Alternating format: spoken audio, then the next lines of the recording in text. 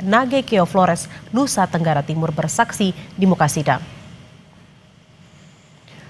Hal itu disampaikan Ibunda Luki di sela sidang pembuktian dengan agenda keterangan saksi hari ini.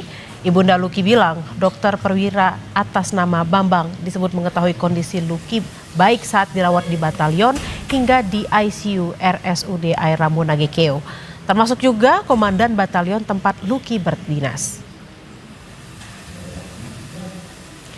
Hari ini sidang kasus kematian Prada Luki kembali dilanjutkan di Pengadilan Militer 315 Kupang, Nusa Tenggara Timur. Selengkapnya kita akan bergabung dengan jurnalis Kompas TV Niputu Trisnanda dan juru kamera Roy Ilman. Selamat siang Putu, apa agenda sidang hari ini dan ada berapa saksi yang diperiksa?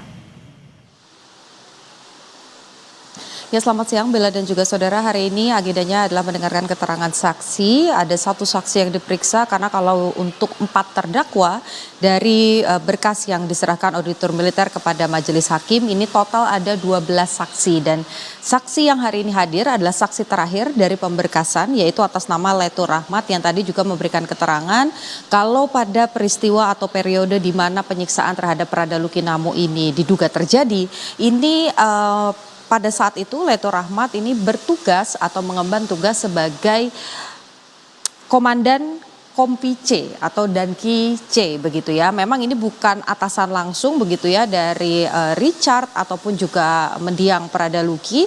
Tapi pada momen itu ada beberapa hal yang dilihat dan juga dilakukan. Di antaranya sempat mendengarkan ada suara rintihan di tanggal 28 Juli, kemudian juga sempat melihat ada beberapa terdakwa yang saat ini juga menjadi terdakwa begitu ya dalam proses persidangan ini melakukan kekerasan kepada Prada Luki Namo, kemudian juga melihat bagaimana kondisi Prada Luki Namo di tanggal 4 Agustus di mana ada luka-luka, kemudian juga sempat meminta bagian kesehatan dari batalion untuk memeriksa kondisi tubuh dari Prada Luki Namo. Keterangan-keterangan itu yang tadi disampaikan, yang menarik tadi sempat ada sangkalan yang disampaikan oleh terdakwa 1 yang menyebutkan bahwa dirinya merasa ada keterangan yang berbeda begitu, di mana saksi menyebut sudah melakukan proses pemanggilan dan juga pemeriksaan awal bagi para anggota begitu untuk menemukan setidaknya ada 19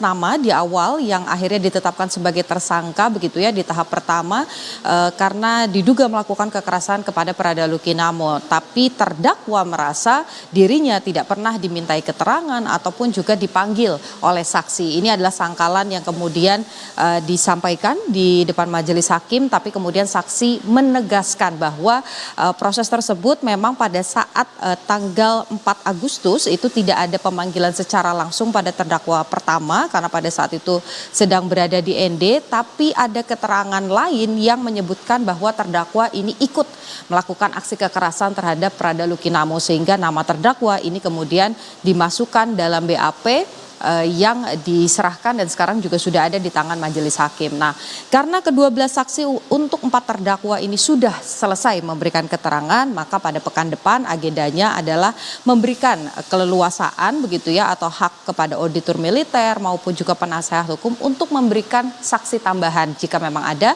maka nanti akan mulai diperiksa atau didengarkan keterangannya pada pekan depan. Kalau dari pihak keluarga ada beberapa nama yang diminta untuk dihadirkan ke ruang sidang sebagai saksi tambahan. Kalau dari Ibu Prada Luki menyebut yang pertama adalah dokter di batalion perwira yang memiliki jabatan perwira begitu ya atas nama Bambang ini diminta dihadirkan karena dianggap mengetahui betul bagaimana kondisi Prada Luki baik saat dirawat di batalion mengalami rawat inap sampai dengan ke ICU. Sementara 1 nama lagi adalah komandan batalion. Apakah 2 nama ini akan dikabulkan oleh majelis hakim? Kita saksikan pada pekan depan karena pekan depan masih ada sidang untuk 3 berkas yaitu hari Senin untuk 1 terdakwa Ahmad Faisal, kemudian hari Selasa untuk 17 terdakwa dan hari Rabu ini untuk 4 terdakwa. Kembali ke Anda, Bella. Baik, sidang akan dilanjutkan pada Senin pekan depan dan terima kasih atas laporan Anda jurnalis Kompas TV Niputu Trisnanda dan juga Roy Ilman langsung dari Kupang, Nusa Tenggara Timur. Selamat bertugas kembali.